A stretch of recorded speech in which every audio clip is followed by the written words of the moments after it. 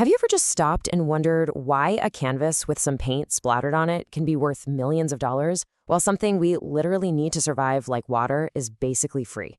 Or, why some brands just have that magnetic pull, that feeling of, I absolutely have to have it.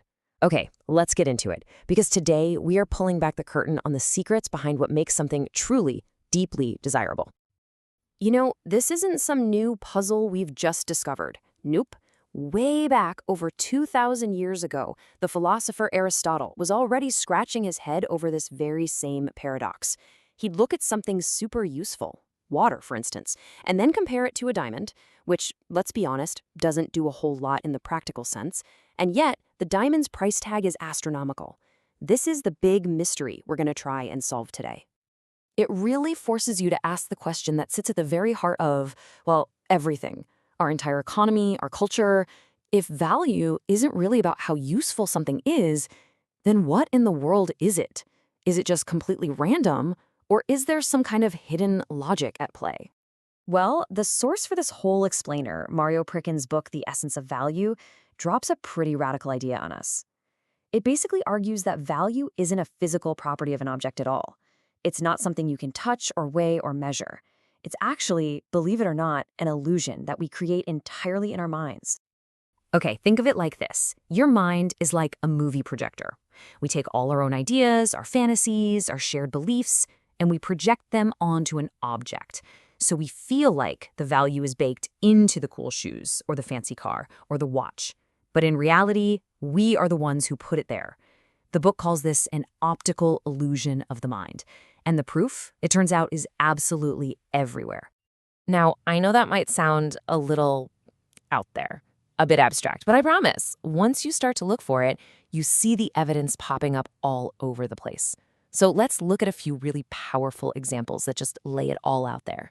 So on the Santa Cruz Islands, these things, coils made from thousands and thousands of tiny red honeyeater feathers, were, up until the 1970s, literally priceless.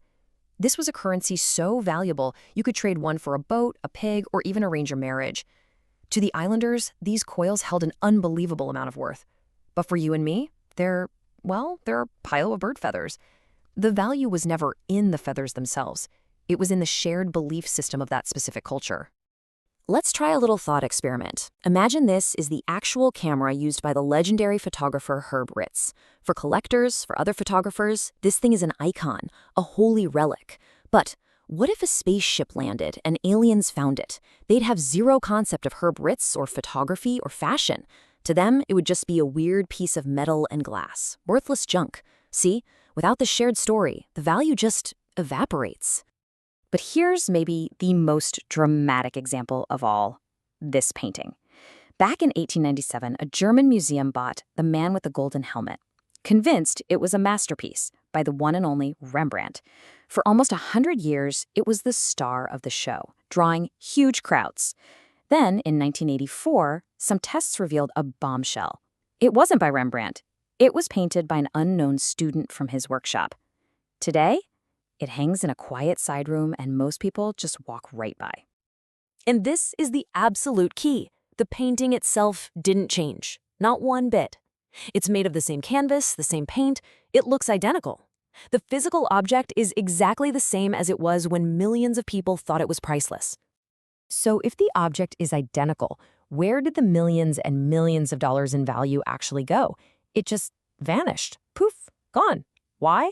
Because the value was never in the paint. It was located entirely in the story, in that one powerful word, Rembrandt. The second that story turned out to be false, the illusion of value just completely shattered. Okay, so if value is just an idea, how do we create it? Is it just magic, random luck? Not even close. It turns out there's a real craft to it. The author Mario Pricken spent years analyzing hundreds of the world's most desired objects just to decode the specific ingredients that create this feeling of value. It's kind of like what Warren Buffett famously said, price and value are totally different things. We've just seen how fragile that idea of value can be. But the good news is, it means it can also be built intentionally if you understand the mechanics behind it. And after all that research, Pricken figured out there are precisely 80 distinct parameters. Think of them as the hidden codes, the secret ingredients in this whole alchemy of value. These are the levers you can pull to create that intense feeling of desire. Now, obviously, we can't get into all 80 right now, but this gives you a little taste of what we're talking about. Think about creation myths. The classic story of a company starting in a dusty garage. That story adds so much value. Or artificial scarcity, like those limited edition sneaker drops that sell out in half a second. Every single one of these is a tool for building a narrative, a story that makes an object feel essential, rare, and just deeply desirable. So, when you boil it all down, what's the big takeaway from all this? If you just remember one thing from our time here, let it be this. Creating value is not about making a thing. It's about telling a story. This really is the heart of it. The most sought-after things in the world, a vintage car, a piece of art, a luxury watch, they all have a unique, fascinating biography. They have a story to tell. We don't just desire the thing itself, we desire the story that it represents. The object is just the physical souvenir of that story. And that leaves us with one last, really powerful question. Once you understand that value is a projection, and that desire is born from stories, it changes everything. It means that you, too, have the power to create value. So whether we're talking about a product, your company, or even just yourself, what story will you tell?